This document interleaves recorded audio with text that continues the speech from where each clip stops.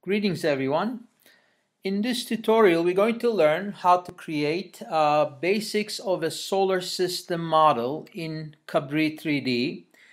Here you see by a student of mine a fairly advanced use of the software where you have many planets going around the sun with their own satellites, etc. We will not create anything this complicated today, but using what you learn there is really no reason why you would not be able to do something this complicated. Alrighty, so what we're going to do is we're going to create a new template. So let's get rid of this one for a second.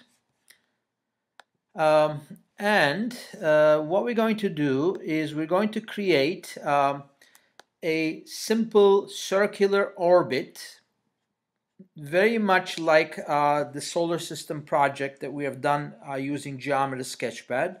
But this way I want you to understand the principles behind the work in 3D. So I'm going to have the tool help available so I understand the use of each tool.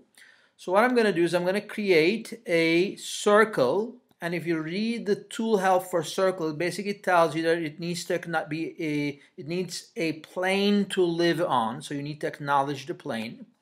It needs a center, so I'm going to center it at the coordinate system's origin. And then I'm going to draw a circle that is not too big, but it just lives on the plane. Okay? I personally like to hide this point or color it differently so I don't confuse it with the moving planet. So what I'm going to do is I'm going to right click on this point, and I'm going to color it differently. Let's maybe color it green. Okay, it might also be a good idea to hide it. So let's also hide it. If we need it, we'll recover that. So what I do, so this is the basically circular path on which a planet like Earth will be moving on. So what I do is I put the planet on the circle, and I want to make sure that it actually only lives on the circle. It does. And at this point, it might be fun to learn how to do some animations in Cabri 3D. For Cabri 3D, you select the object that's going to be animated, and if you go to the window option, one of the options there is animation, and it's a context dependent animation button. It's different than Geometry Sketchpad in that sense. You click and then the options wake up. So at that point you could say, oh, I want it to be moving at this rate. If you wanted to go the other direction, counterclockwise or clockwise, you could adjust it from this. Okay, so I'm just going to have it move at a reasonable speed, not too fast, going in that direction. Now, what we're going to learn is how do we create a satellite around the Earth. And to be able to do that, we're going to use a trick, just like in the case of the Sketchpad Solar System project. I'm going to create a segment somewhere here, which is going to be the radius of the moon around the planet. So what I do is I go now to the circle tool. Okay, the circle is going to live on this plane. And what I want to do is I want to click on this segment as its radius. Then I come and drag it and drop it on the planet. So as you notice now, when you start the animation, as the planet moves, it carries with it the orbit of the moon. Okay? Now we're going to also put the moon. So here is the moon, and I'm going to make these spherical objects in a second, but I just want to make sure we have something here. So let's also give this some speed. So let's click on that. Again, it's context dependent. Now maybe let's have it move in the opposite direction. So I'm going to have this go like that. So when you do the animation, you're going to notice it's moving in a different direction. Let me just make it much faster. Let's see what happens. Okay, You could also adjust the size of the orbit, make it bigger or smaller using this control segment here. Okay, everything is looking good. A couple of things are left. One is I really don't want to see these vectors, so I'm going to hide them. I'm right-clicking on them basically to hide. Don't yet hide the center because this is where the sun is going to be. So now let's make our objects have some spherical dimensions. So I'm going to now go to the 1 to 3rd option here where it says sphere. I'm going to select the origin and I'm going to pull it out until I feel it's a good size. Okay. I like my sun to be yellow, so I'm going to right click on it and I'm going to color it yellow. This point, once you have decided how large you want it to be, I recommend that you hide it. It's going to otherwise be confusing. Okay. Now, I cannot use this same technique for the Earth or for the planet, because if I do that, look what's going to happen. Imagine I put the sphere center here and I pulled my hand and left it there. As I do the animation, it's going to blow up because it is not, the point doesn't understand that it has to move along.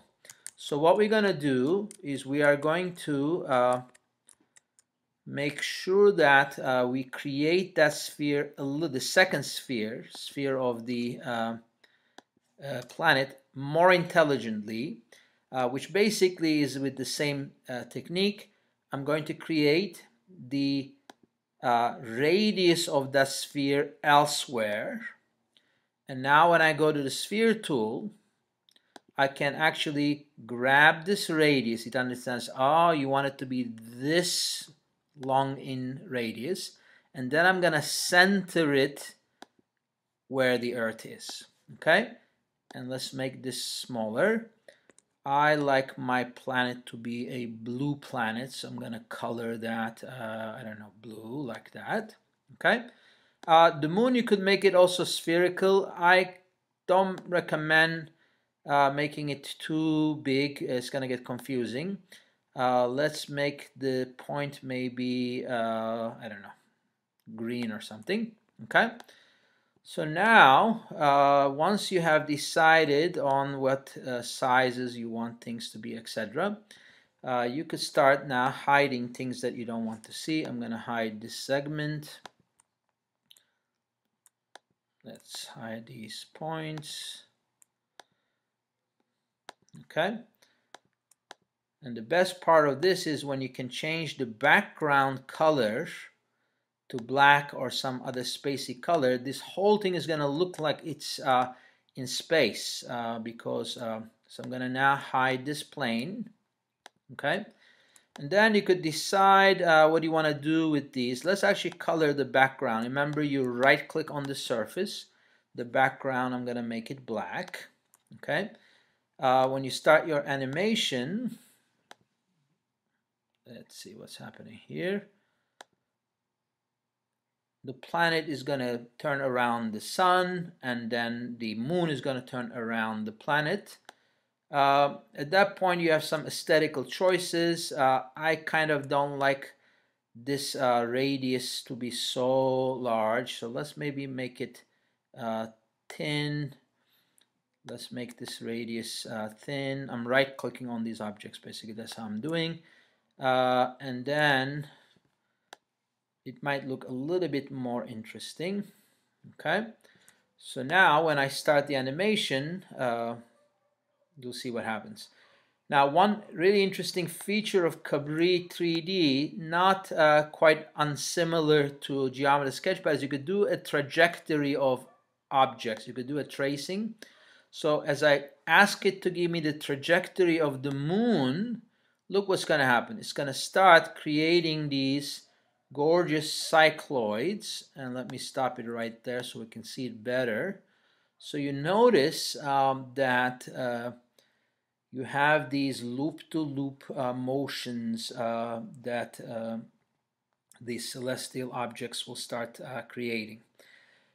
quite a fabulous software, and I love the fact that it's in 3D, so that you can see things better. Alrighty, so here is a simple Cabri 3D project with a lot of possibilities for extension. You could have many planets, many moons. You could have elliptical orbits using the same techniques we learned in Geometry Sketchpad, because once you define your objects on a plane, it is not very different than working in Geometry Sketchpad. Okay? I hope you had a good time. Enjoy.